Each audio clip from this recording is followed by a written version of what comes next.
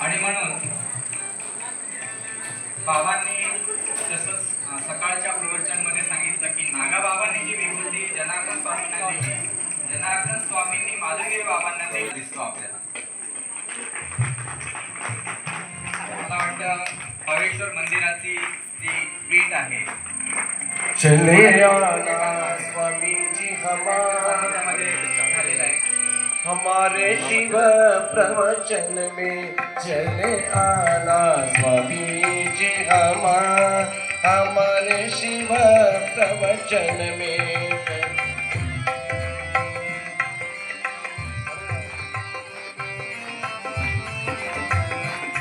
ले आना स्वामी जी हमारे शिव प्रवचन में शिव प्रवचन में स्वामी हमारे शिव प्रवचन में चले आना.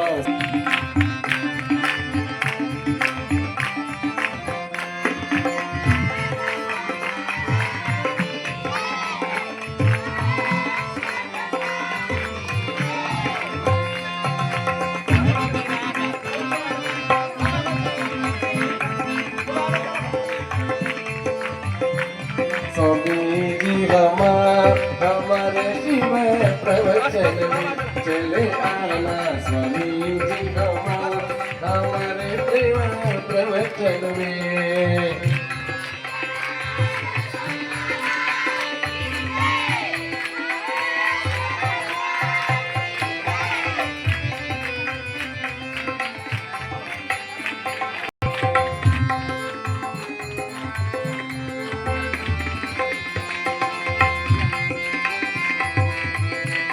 काशीनाथ बाबा आणि परमपूजनीय रमणगिरी महाराज यांचं स्वागत आहे.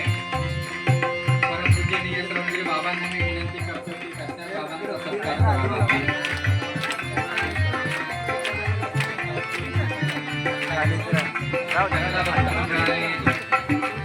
खाली बसून घ्यायचं आहे.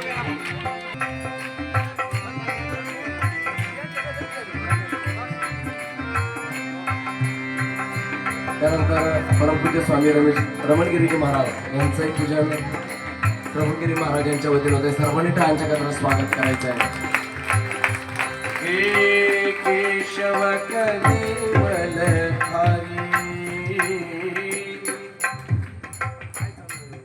धन्यवाद बाबाजी.